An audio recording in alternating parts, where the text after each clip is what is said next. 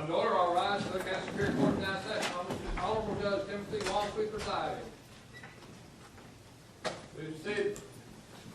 Good morning, everybody.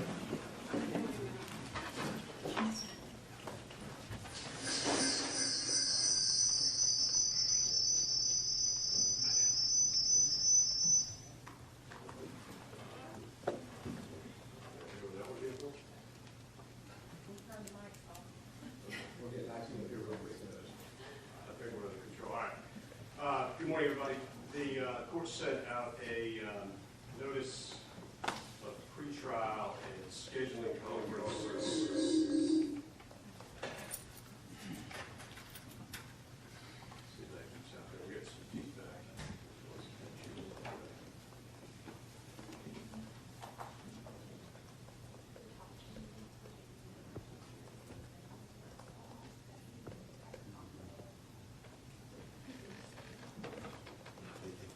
Thank you.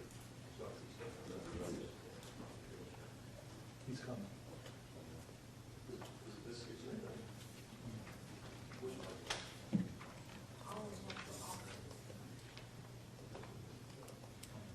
All right. Let's bear with us for a little bit. Apparently we have a sound issue.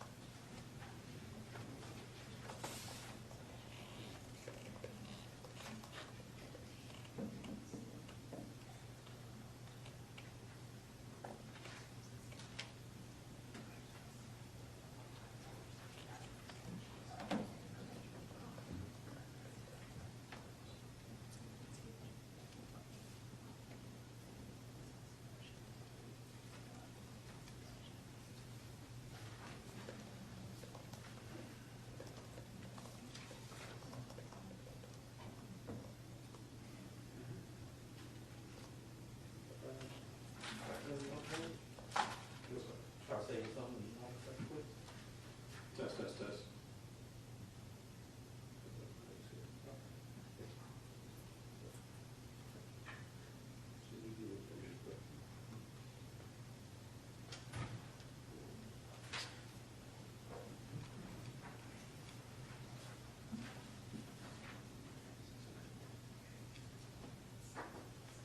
Okay, I think we're back on. Again, we are on State of Georgia versus Travis Michael, Greg Michael, and William R. Bryan. The court issued a notice of pretrial and scheduling conference for today. That notice identified 5 areas the court wants to touch on in today's proceeding. And I also wanted to make sure that we got far enough ahead of our October trial date for some of these issues so that there weren't any questions, concerns, or anything else that would delay us from that date. So that is where I intend to go today.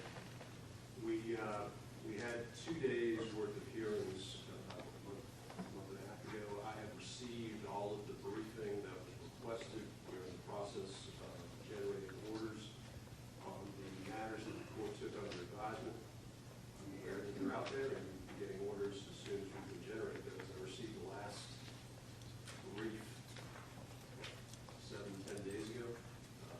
So I appreciate everybody's diligence on there, but on those issues, there's a lot to get through, and we'll get through it as quickly as possible. So if anybody has any questions about those matters, we're working on them. As to the matters that are before the court, what I wanted to do today is identify any pretrial motions that are out there. There are a number of motions in limine that have been filed, and we can touch on those.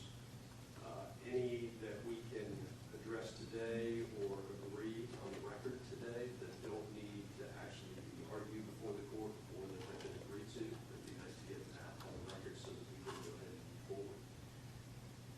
to make sure everybody's on the same page with the trial schedule. There is jury selection to address, how we're going to be doing that, particularly given the limitations that we are still acting under with COVID and how big a panel we can bring in, how quickly we can move forward. And then with jury selection, put a jury questionnaire as the last matter I wanted to address. We're going to amend that a little bit, because what I want to talk about is how we're going to address the panel really with general questions more than anything else, and move from there. We can get that later on. So before we get started on those matters that I've identified in the notice, anything from the state? Nothing wrong. Anything from Travis and Michael? No, Your Honor. From Greg and Michael? No, Your Honor. From Mr. Bryan? The only matter on it is, Ms. Burton's going to require a recess about every 2.5 hours. We've made arrangements to deal with some issues there. Practically speaking, I'm going to need a break every 2.5 hours anyway to get to the restroom. So I don't think that's going to change anything, but I do want to let the court know that she has her own independent reasons for needing a break at about 2.5 hours. Just to get there. Yes. No problem. Thank you. All right. Before we get started, I also do want to address a matter separate from the parties that are inside or in the well. There is a motion to intervene that was filed by the Associated Press, the NJC, CNN, Fox Media. I don't know if there's any discussion about that. It addresses specifically a motion that was filed by the defendants to limit press access during jury selection.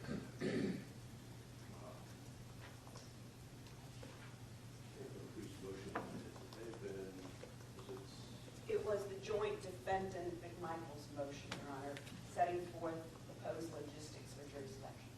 and then who's here on behalf of the interviewers? Your Honor, my name is Tom Clyde. I'm here on behalf of the media interveners.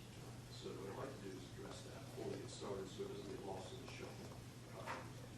So though we're going to end up jumping around a little bit, let's go ahead and address the motion that is before the court.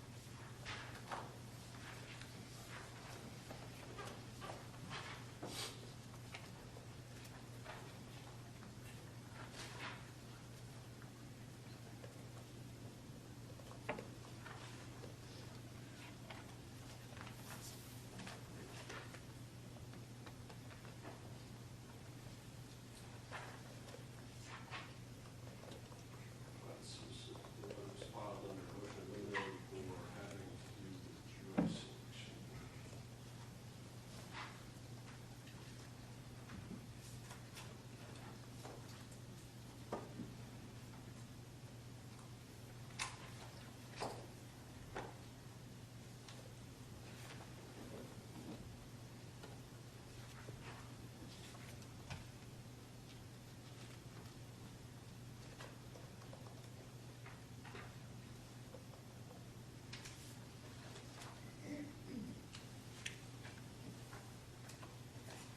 Your Honor, if I may, it's defense 5.1, and I believe it's pages 9 and 10.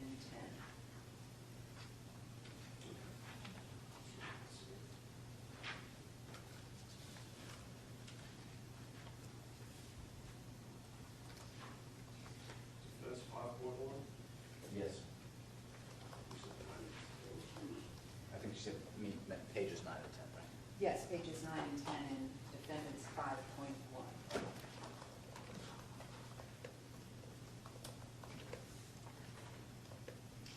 some reason I thought there was a separate motion that, if that's where it is, then we can go ahead and address that. So we go ahead and hear from the defense then on the issue, then I'll go ahead and address the issue. Yes. Are you able to hear me? Is the reporter able to hear me? I don't think I have a microphone. I can come up there if you need me to. I can hear you, as long as the court reporter can. I'll speak up. Your Honor, we received the motion to intervene. It was filed July 20th. Mr. Clyde emailed us a courtesy copy the evening before. We had an opportunity to take a look at it, to begin to look at the citations, but more importantly, to look at how Rule 22 applies. And I would ask the court to allow us to brief the court with respect to distinctions in Presley and our situation. In short, what we're asking is not to close the press from the voir dire process entirely, but to do what is often done in cases in which individual sequestered voir dire is necessary. By the very nature of individual sequestered voir dire, we're asking questions that are sensitive, that a potential juror may be afraid to reveal in open court, and more importantly, issues that go to the heart of this case that require complete candor. So for those reasons, based on the motion to intervene and the opportunity for us to possibly, as they suggest in the motion to intervene, have it set up where the juror can identify whether they would be speaking candidly and honestly if they knew the press were involved, that on its face may be enough to allow the individual sequestered voir dire to be free from press intervention. There will, of course, because of our need to feel confident in the proceedings, there will be a court reporter there, just as a court reporter takes down bench conferences. The fact is the press, it does not always have access to everything we do in a case, but there is always a record made of it. Bench conferences, in-chambers conferences. So for that reason, Your Honor, I'd like the opportunity to address the situation that's set forth in the Presley case under paragraph 9, that there are no doubt circumstances where a judge can conclude that threats of improper communications with jurors or safety concerns are concrete enough to warrant closing voir dire. As the court is aware, this case has received overwhelming attention. Your Honor, you and I have had the situation where witnesses who were planning to appear were just too frightened to do so. And witnesses who did appear, but then were lambasted on social media afterwards, have absolutely announced they will never come back in here again. For that reason, we have evidence of concrete threats. The state provided us evidence of voicemails that were left for the Michaels. I will state in my place and for all counsel here, there is hardly a week that goes by that we don't receive toe-curling emails or voicemails, because the nature of this case and the international attention it's received is so emotionally charged. So we ask for the opportunity to brief this with respect to the Rule 22 exceptions to having press there, and possibly weave those issues into how we handle logistics of issues that must be handled individually. All right, what's going on in this case, I'm going to sign the order on the motion to intervene. Is Mr. Clyde correct? Yes, Your Honor. All right, wish to address the court? Yes, I would. I'll be brief. Your Honor, I appreciate the opportunity to speak with the court today. Let me be clear that we don't object to putting this issue on a normal briefing cycle. Obviously, I saw the notice that the court issued and that both jury selection and the jury questionnaire issue would come up today. So I felt it prudent to file our motion as quickly as possible, because we do very much object to the closure of the voir dire process, the individual voir dire process, on a systematic basis. We think that's in conflict with well-established constitutional law. But I do not object to having this briefed in full and integrating into that discussion how TV will play a role in connection with the voir dire process. I believe that's a worthwhile undertaking before the court addresses all of these issues. We filed our motion just a few days ago in order to make sure it was on record, but I'm happy to work with counsel to address the other issues in full before the court tackles them. Overall, we acknowledge that this is a very important case, that there's a great deal of public interest, and for that reason, we believe openness in the jury selection process to the maximum degree possible is a very important step for the court to take. But I have no objection to deferring the full argument until after all of the parties have had the opportunity to address it. In the meantime, Your Honor, partly what I wanted to do was obviously introduce ourselves to the court. I will be representing, as the court indicated, a great deal of media that are very interested in this proceeding. Leslie Gaither and Rachel Fugate will also be assisting me. In addition to the parties that you indicated, Court TV has also joined the consortium and is obviously providing the pool camera today. Yeah, I intend to address the motion more specifically today. Your call.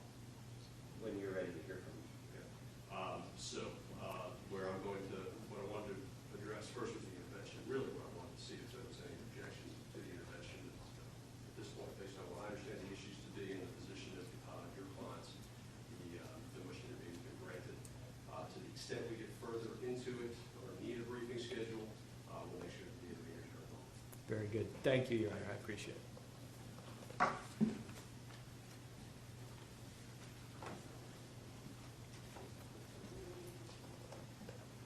Mr. Jones, did you have something on that matter? I guess it may not matter now, we have no objection to the motion to intervene, they certainly have a right to be heard. My concern is that this ordinary briefing schedule, it to me sounds like 30 days and 30 days, and maybe 15 days to reply. We still have a speedy trial demand pending, and we don't want the media inadvertently, however, with the best of intentions, to create a briefing situation for us that's going to interfere with the trial of this case in October. And so I'm not sure what this learned counsel is thinking about ordinary schedules. I would like to see, and I think the court indicated its preference, that the parties, the state, the defense lawyers, and the media both try and sit down and reach some kind of agreement and not spend the next 30 or 60 days with some uncertainty about how that issue is being addressed. And it seems to me, and I don't want to speak for counsel, particularly since they were the ones kind enough to file a motion, but I think there should be a way to resolve those issues by consent today, or at least expedite the briefing schedule, because by the time we're done, I don't know how many more briefs everybody's going to be writing, but if everybody's getting 30 days and 30 days, you're going to end up having a whole lot of issues and rulings to enter on the eve of trial, and I don't think anybody, including your honor, wants to be in that posture. Yeah, no, I don't intend to put much on any kind of briefing schedule. It sounds like there are two positions that are adverse before the court with respect to the media access directly to jury selection. That's going to have to be addressed. So I'm going to hear the arguments of counsel today. If I decide that there's a necessity for any additional briefing, that's fine. We'll go ahead and do that. We'll do that unless the court gives a ruling out, because I fully intend to try this case beginning October 18th.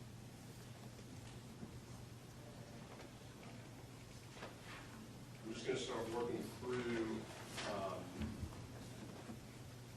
the motions and eliminate that have been filed. Let me tell you what I'd like to do. I'm going to start with states. I'm going to move to the defense that have been filed. I'll go ahead and identify them by number and title.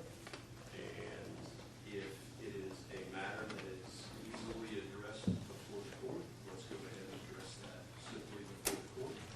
If it is not something that can be simply agreed to or stipulated to or whatever we want to describe it as, then I'll go ahead and get arguments from both sides. And if the parties are not ready to argue those motions today, let me know. And we'll go ahead and address the motions in one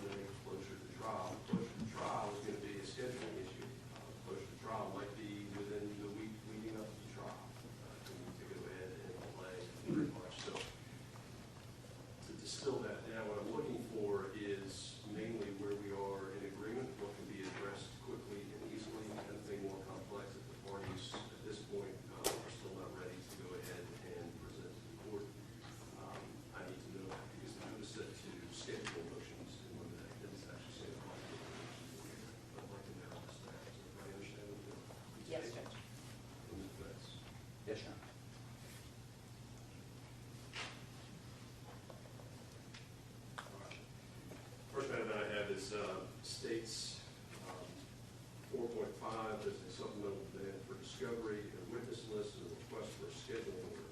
Before we get started on this, I want to remind the parties that I issued scheduling orders in this case.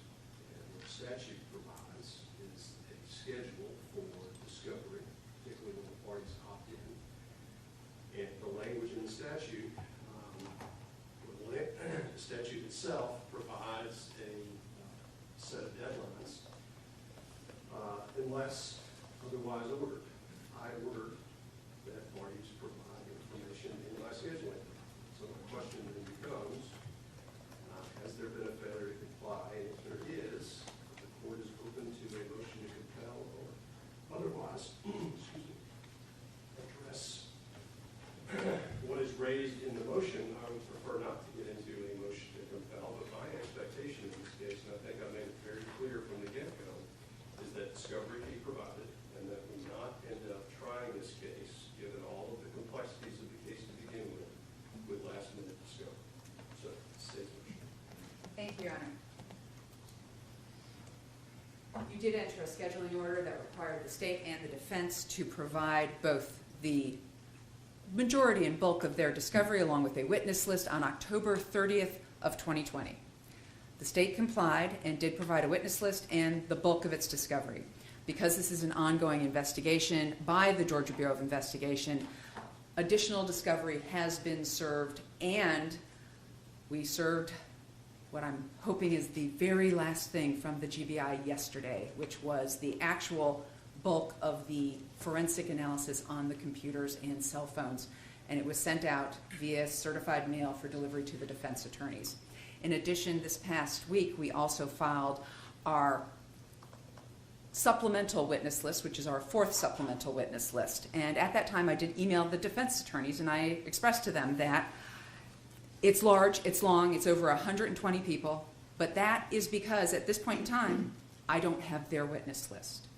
Therefore, out of an abundance of caution, because as a prosecuting attorney, I have been in a situation where I all of a sudden need to call someone, a police officer, for a prior inconsistent statement, and that person's quote-unquote not on the list. And therefore, there's an objection from the defense. And I didn't want to put us in the position of having a witness excluded because they weren't on some official list, even though they were included within the police report. However, what I have represented to the defense is that the state fully intends to give them a pared-down witness list that is what the state truly intends outside of, their case in chief. So in other words, the state will provide a pared-down witness list for its case in chief, and then we will probably use some of the witnesses on that witness list if necessary in rebuttal. But at this time, the state has absolutely no witness list from any of these defendants. They have violated your October 30th order. What I did receive from Mr. Sheffield prior to motions was a witness list for those motions, and that included the witnesses for the 404B and the other mental health motion. But I have not received anything that has anyone's name, date of birth, address, or contact information. So at this time, I did file this motion because I did not want 2 weeks before trial to be handed 30 witnesses who are either character witnesses or, heaven forbid, expert witnesses, because as the court knows, at this point in time, if I were to be handed an expert witness from the defense, the state would want to engage its own expert witness, potentially. And we are 75 days out from this trial. So that is why I filed this motion and wanted to bring it to the attention of the court. I did file it a couple of weeks ago, and I did indicate that I hoped by July 21st, hoping to prod my colleagues into providing me with such a witness list. However, when I filed my motion on June 30th, I asked it, please get me something by the 21st. I have received nothing as of today. Thank you, Your Honor. All right. And then there's a demand for a witness list that was filed by Travis and Greg McMichael. Yes, sir. So it's like we have similar issues. Yes, sir. So I will say that I appreciate the state's interest in getting our witness list as soon as possible, and we are working very diligently to identify witnesses, both lay and expert witnesses. We received a state's witness list of now, I think, 127 people, and Ms. Dunikoski, it admitted to us in the email that this was a cover all bases witness list, she would pare it down. 90% of our witnesses, I would venture to say, are on that witness list. It's the same group of neighbors, same group of police officers, same group of GBI agents, et cetera. What is holding us up to some extent, or to a large extent, is the ruling from the court on the 404B and mental health issues that the court heard a month ago or so. That will largely determine what additional witnesses, besides what's on the state's witness list, we intend to call. Additionally, in terms of expert witnesses, I do anticipate, well, again, depending on the court's ruling, a mental health expert. We are still working with, even as of yesterday, other experts, and as soon as we can confirm that they are available, that they are relevant to issues in this case, we will provide those names, addresses, contact information to the state. I'm telling the parties that there is a scheduling order that's out. And there's an expectation by this court that this information would be exchanged through reciprocal discovery and witness list would be provided.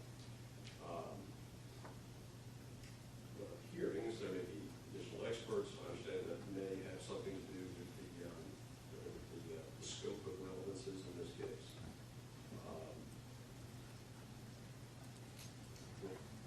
On track to try the case on October 18th. I will entertain motions for sanctions beginning September 1st. And I'll tell the court, we anticipate providing a list of witnesses well before then. We are just kind of buttoning down our case, again, depending on how we understand the state's case, and with the list of witnesses continuing to be added to, it changes things. We've identified, even as of this last list of witnesses, additional witnesses we would have to call if the state does call some of these new witnesses. So we're going to work with Ms. Donikoski and with the court and be as diligent as possible. After September 1st, we need to address the matter. We'll do that. I'm not amending the scheduling order. I'm not putting a new scheduling order in place. Entertain motions after September 1st. Your Honor, if I may, I have charted out each of the pending motions from the state and the defense, and if it would assist the court, I would like to be able to put on the record where we all are with each of them, because the state begins with a 4.1 motion in limine, and I'll only be identifying those motions to let the court know, as you said a little earlier, do we object, do we agree with it, and is there anything the court needs to address? I'm going to go through these by number the way I have them prepared, and I've got it beginning at states 4.5 that I've worked through to 4.66 states. And I have the defense, motions to eliminate. At this point, the one I've got to from the beginning is 4.8. I'm sorry, 4.7. And then 4.8. I have motions having to do with jury selection from the state beginning at 5.1. Currently through 5.11.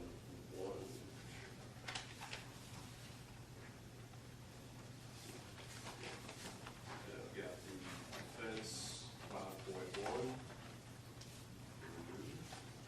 5.55.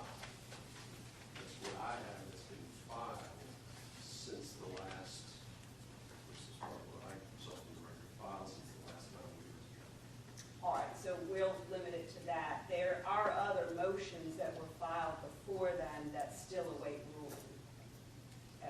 If necessary, I can let the court know whether we agree or whether we object. And that's fine. The court's going to go through an ordered path, and we'll be just fine with a clear record.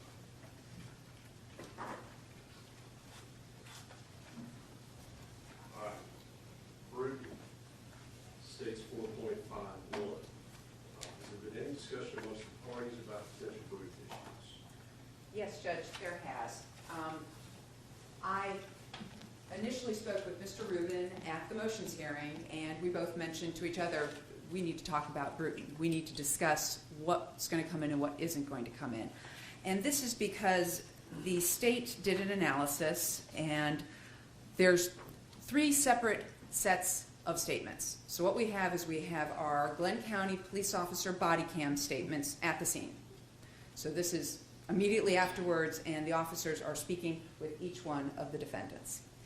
Hours later, we then have the Glenn County Police Department statements, where Miranda's read, but no one's ever arrested, and they are free to leave after the statements. Then we have Mr. Bryan making 3 additional statements in May, and we had Agent Seacrest here to testify about that at the last motions hearing. And his first statement was May 11th of 20, and then he made 2 separate statements on May 13th, one that was an interview statement, and then one where he's in the car with Agent Seacrest, kind of showing him the route where they went that day. So I reached out to the defense attorneys and I said, are you objecting to any of these statements coming in, or do we have a Bruton issue? Because strategically I thought they may want the entire statement in.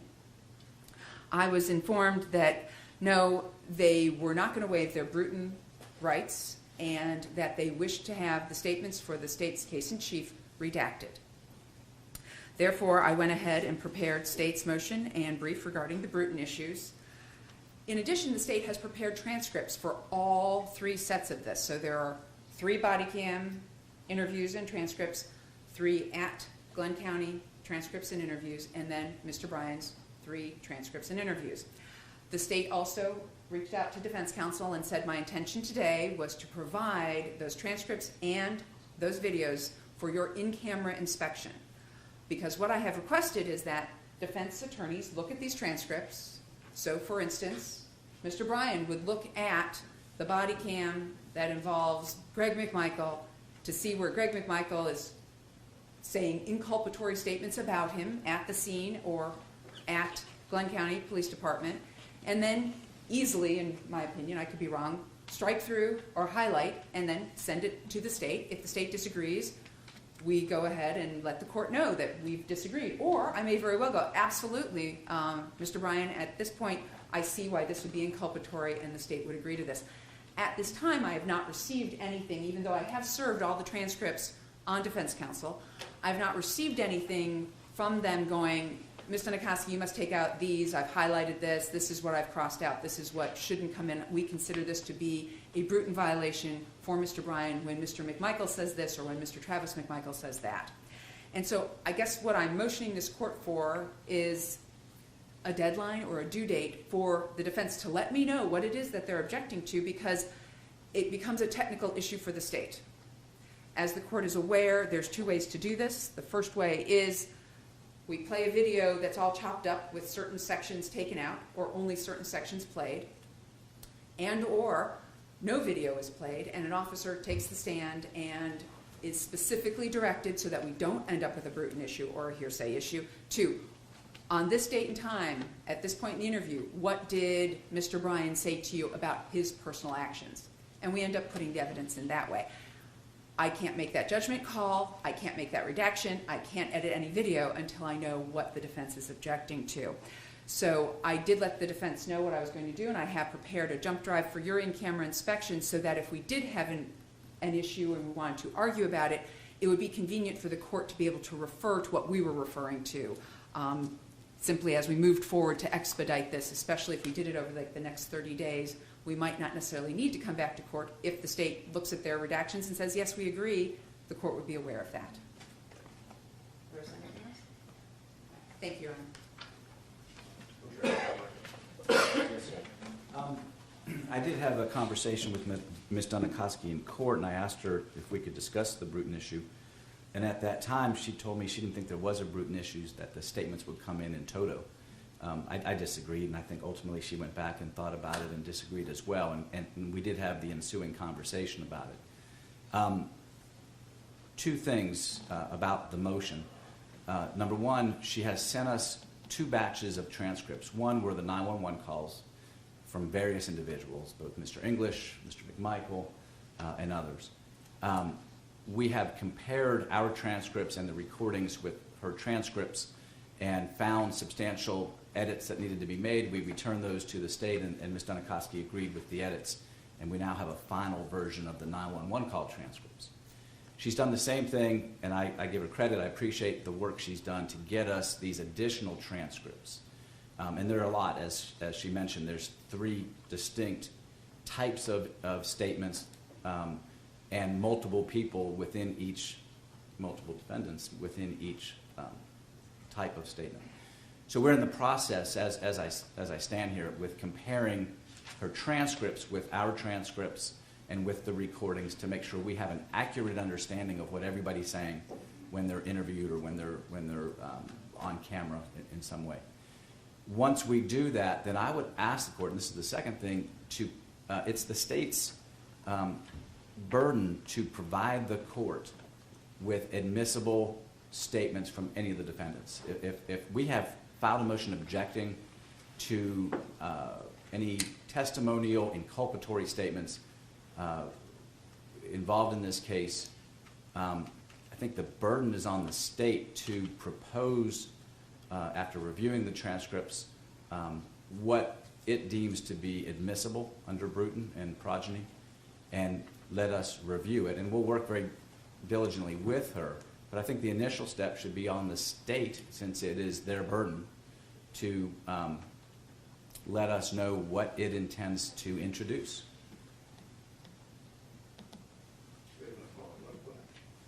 What I thought I was hearing was that there had been some discussion where, so the defense was going to look at whatever the transcript is, whatever the transcript. And if there were objections, further objections, let the state know what the objections were so the state could then do the appropriate redactions. Did I not do that correctly? I'm sorry if I misspoke. What I was trying to explain to the court is we are reviewing the transcripts. Once we have an accurate transcript that, in our view, we'll provide it to the state. The state can have a chance to review it to make sure we're both on the same page from the beginning of what is sought to be admitted into evidence. We all understand what someone said in a particular interview. Once we agree on a transcript, we think it's incumbent upon the state to make the appropriate redaction, since it's their burden and their evidence that they are seeking to introduce. Ms. Dunikoski wants us to review the transcripts and let her know what we object to. We've already told her we object to these statements in toto because I don't think you can chop it up the way she's proposing, but I'm happy to review what she's proposing. It doesn't matter to me how it's done, but what I understand the court is going to ultimately have presented at trial is a transcript that the parties haven't agreed on the transcript and each one on the transcript. Even if the state begins that process and does a bunch of redactions, if those redactions are sent to the defense and the defense doesn't object to that statement, then whatever the statement is coming in. That's right. We agree. If there are parts we do object to, then we'll probably have to present that to the court.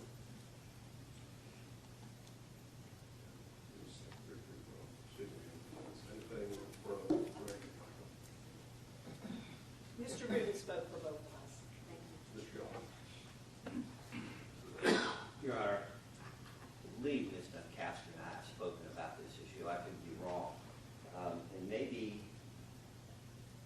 I have looked at it incorrectly, but my feeling was that given the position taken by the micro defendants, and I understand where they're coming from, I don't know whether there's a productive dialogue for the state and I have with respect to Roddy from the Bruton issues that's separate and apart from those of the McMichaels. I kind of hope that they would, kind of reach some kind of understanding. But if Ms. Dunikoski believes that we can resolve Bruton issues with respect to Roddy independent of what's going on with the McMichaels, I'm certainly open to do that. We can do that while she's in town if she would like.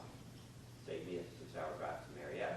I'm not opposed to doing that. I'm just not sure as an intellectual exercise that that works prior to the resolution of the McMichael Bruton issues. But I'm amenable to doing anything that will move this case forward, and that includes meeting with Ms. Dunikowski at lunch, after court today, in the morning, whatever will meet her schedule. Because it may be that I just looked at it wrong, because I just thought, my initial impression, I thought she agreed, but I may have misunderstood, was that without addressing the McMichael Bruton issues, I mean, that's kind of the elephant in the room, and the issues with respect to Mr. Bryan, it's hard to address them separately, but I'm certainly open to doing that, and I don't need a briefing schedule. We can sit down and talk about it. Maybe in the morning would be easier if they're not driving home tonight. But again, given the nature of the issue, I'm just not sure that we have an effective dialogue independent of the McMichael. I could see theoretically maybe, but practically speaking, until today I wasn't clear that Ms. Dunikowski thought that that's something we wanted to independently pursue. But I'm open to it if she does. Let's do this. I understand there may be potential for issues down there. First step is the transcript. How quickly can we get a transcript together the parties are going to recognize? It sounds like there's been some discussion. Yeah, so today is Friday, Thursday. Sorry. We should be able to have our version, or our edits, really it's just our edits of their transcript by the end of next week.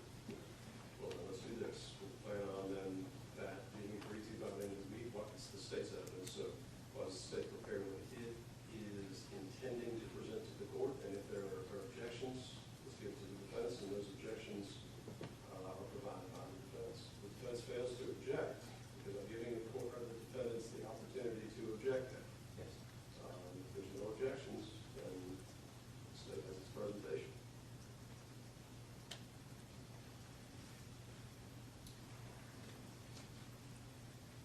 The state can do that. The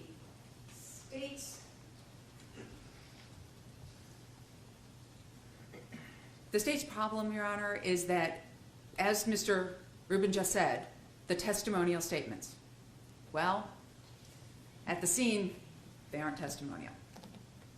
That's the state's position. So we've got three things that aren't testimonial. So while I may look at that and go, well, there's some Bruton issues, and the minute I put it up there, and I appreciate the fact that I'm going to be given the opportunity to give this to the defense and then have them object to it. It has always been the state's experience, and they're the ones who are saying, no, Ms. Dunikowski, you can't put it in.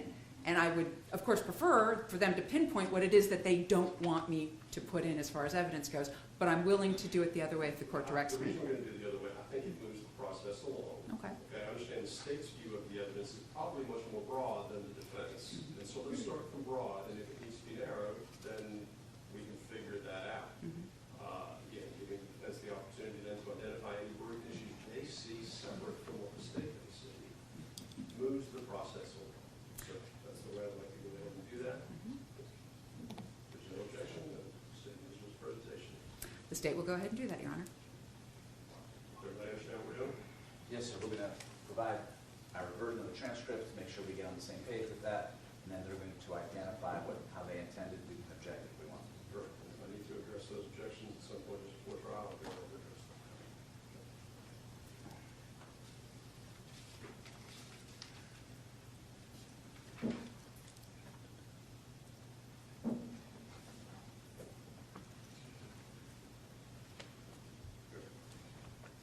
4.52, there's a motion filed by the state that the defense was criticizing the state regarding the state's inability under the law to play the defendant's statements from the officer's body cams, which is, as I understand, toenail and Bruton issues, and how we're going to be cutting up the evidence. Is that an issue? In the event that the statements don't come in, or portions of the statements don't come in, and it's clear that these things have been redacted, it's my understanding that what Ms. Dunikowski is saying is that she wants the court, contrary to the pattern jury instructions, to order that the defense may not comment on a lack of evidence or evidence that is not present in the state's case. And so we do object to that. Let's hear from the state. Thank you. No, that's not my intention at all. So my intention here is to keep basically this from the closing argument. you didn't even get, jury, to hear their actual statements. Because I have Detective Marcy, who comes in and says, yes, Greg McMichael said this, Greg McMichael said that, Greg McMichael said this, he was read his Miranda rights, and yes, we videotaped it, yes, we audio taped it. The state doesn't want the defense to argue as if the state's keeping something from the jury when they're the ones who have the Bruton objection to everything coming in. So it may or may not occur, but no, they can criticize us for the lack of evidence all day long, but specifically, this sort of, you didn't get to hear the statements when they're the ones who want the statements redacted, I think is unfair, and that's what I'm motioning for. Well, Your Honor, you've been doing this a long time. I can't imagine making such an argument. So I would never ask the court to keep a thing out for the purpose of then disingenuously arguing to the jury, I'm an officer of the court as well, that it's somehow some failure of the state. Let me finish short. It's a great issue. The court's involved. The issue of law, the statements have to be cut up or however they're presented. If evidence is limited in some way by order of the court or by operation of law, and the parties start arguing that as a failure of either side to present anything that they should have, could have, or would have, I will admonish counsel. Appropriate argument. By the time we get this to the jury, hopefully everyone will have a clear idea of what the evidence that is available to the parties actually is, and we'll go ahead and allow counsel to argue whatever they want with the facts that are actually in evidence. Let counsel argue the evidence that's actually in it. But to me, that would be a game. I don't like games before the court. I don't like juries getting confused by counsel who believe that they can work outside the fringes of what's actually political. So, again, if I exclude it or not change the evidence in some way, I think it would be an inappropriate argument to make.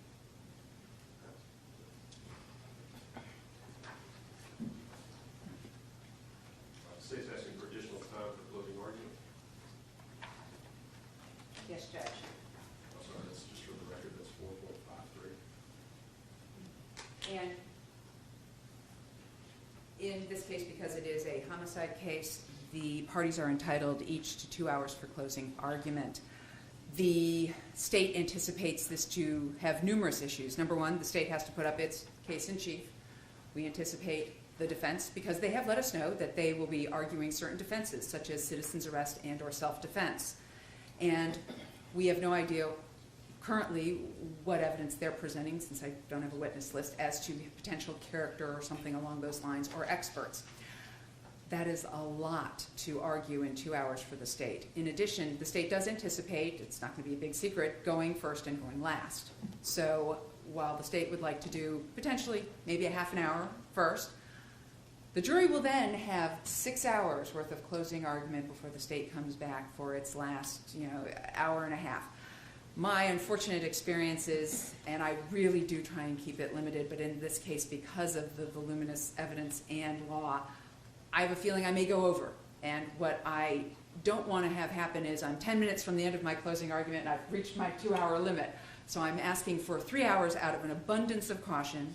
I truly hope not to take that entire 3 hours and potentially maybe not even take up the full 2 hours, depending on how the course of the trial goes. But out of an abundance of caution, I motion for this, and I believe it's the court's discretion to allow that. Thank you, Judge. Travis, do you want? Yes, Your Honor, we do object to the state getting 3 hours. First of all, although it is a 3-defendant case, the set of facts are finite. They apply to all 3 defendants almost perfectly. This is not like a RICO case where there's going to be different acts of criminal behavior from various defendants, and the state's going to have to cover each one. The state's going to have to cover one act and the historical context for that act in this case for all 3 defendants. And so I cannot imagine that there's going to be 6 hours of defense argument. If I'm speaking for 2 hours in closing argument or Mr. Sheffield, then we've done something wrong. So I can't imagine that happening. And I don't think the state really would need more than 2 hours to both open and close in its closing argument. So we do object to that. Rick and Michael. We join in Mr. Rubin's comments. Mr. Bryant. Your Honor, we object to granting the state 3 hours, but I do believe that maybe council can reach some kind of an agreement, and I do, or the court can simply impose it. My concern is that I don't want the state getting to 5 o'clock and being halfway through their 3-hour argument and us taking a recess in the morning and the jury be focused on their argument all overnight and then come back in and then reinforce it the next day. That concerns me. I believe all the closing arguments in this case should be completed in one day. I also don't like the idea of being here till midnight doing closing statement, which I have been in this courtroom doing that. So I've seen it. It's not pleasant to be arguing at midnight. So what I would like to see, if maybe the court would consider, or the parties would consider, that we reach some kind of compromise. One thing to me is, if the state will make an opening argument and not waive it, then it makes the arguments of defense counsel a little bit shorter, because we don't have to anticipate all kinds of things that aren't there. If they're going to, in the second part of their argument, if they're going to limit that to rebuttal, whether voluntarily or by order of the court, which is normally the way of opening and closing would work, I think that would be helpful. I think maybe the defense needs to consider giving up some of its time to make 2 hours a more reasonable time for the state, or maybe some compromise in between. I'm not sure that I will need 2 hours, or Ms. Burton will need 2 hours after 4 distinguished defense counsels going before me have gone for potentially 4 hours. I'm not sure how much I could add, because it's been noted by Mr. Rubin that it's the same operative facts and largely the same defenses, and there's a lot of overlap here. So my primary concern is, I'm less concerned about whether the state has 2 hours or 2.5, or whether we have 2 hours each or 1.5 each. My primary concern is, I don't want the state being able to manipulate the schedule of the day so that they spend an hour arguing with the jury, send the jury home with that, then they come back after spending all night focused on that, and then the state continues again, basically getting 3 bites at the apple, including the last 2 bites, and having it overnight. I would think the state and opposing counsel, the Big Michael counsel, could agree that we'd like to finish our closing arguments in one day and not have it carry over and the state split their argument overnight. So yeah, I thought I heard Ms. Dunikowski say that the state was inclined to give an opening portion of their closing and then come back and do it the more traditional way, although it's not required under Georgia law. And if she's going to do that, maybe we can come up with some kind of accommodation, or the court can just rule you've got discretion.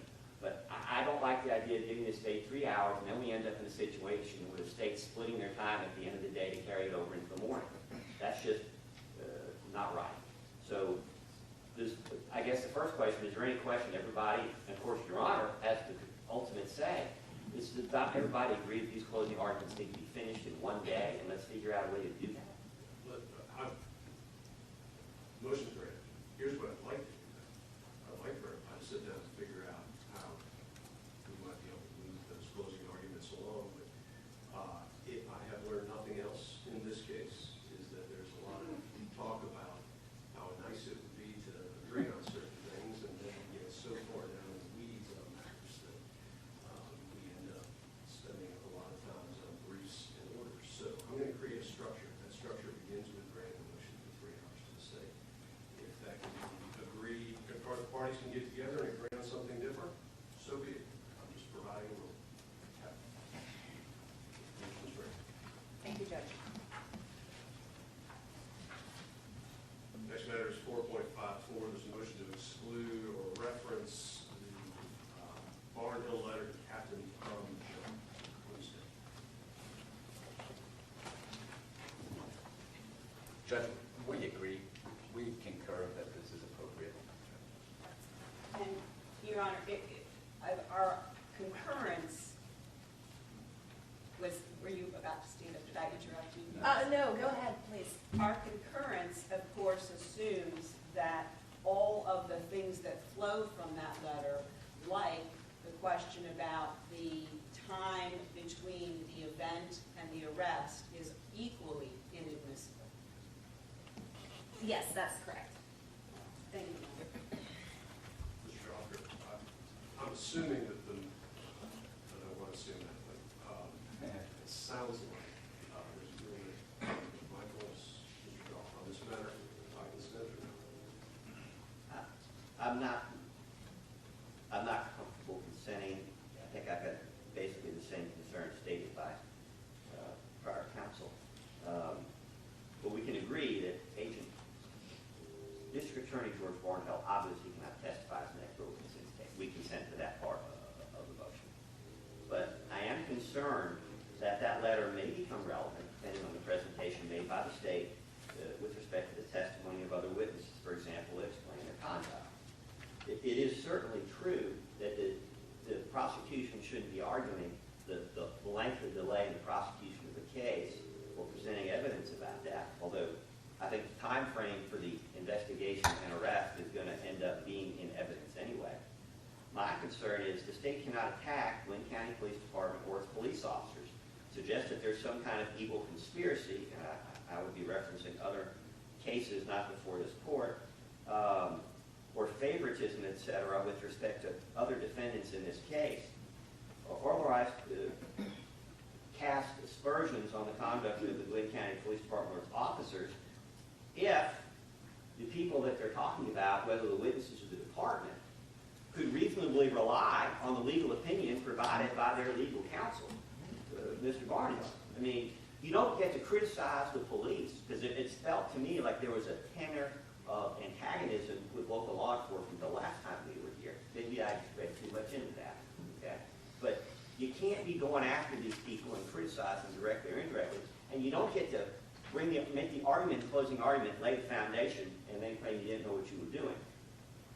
The fact that these police officers and their chief were advised by the district attorney with responsibility over the case at the time, whether he had the responsibility or the apparent authority, the fact that he gave them opinions is fair comment and fair response when they come under attack, directly or indirectly, for the conduct, what they did or didn't do, and why they didn't do this, or why they didn't do it, or why they didn't do it faster. And my concern is that to enter a blanket order granting this motion is going to end up causing us more problems down the line.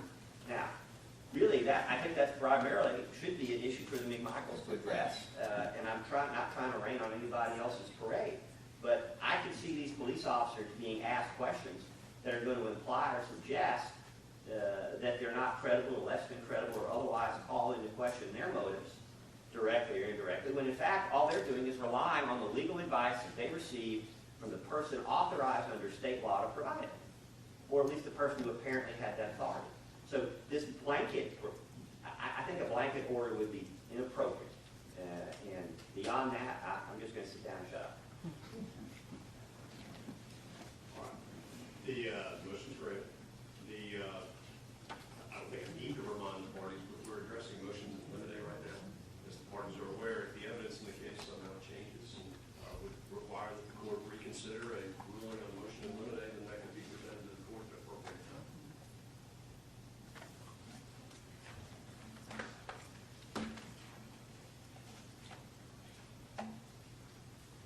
4.55, there's a motion to exclude reference or argument regarding the repeal of the citizen's arrest law. Is there any discussion on this? Okay.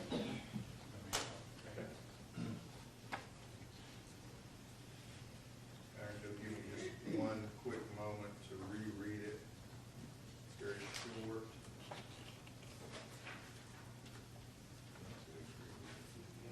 Yeah, we agree. We don't have any problem with 4.55.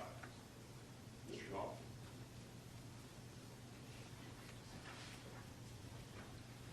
We're not prepared to agree.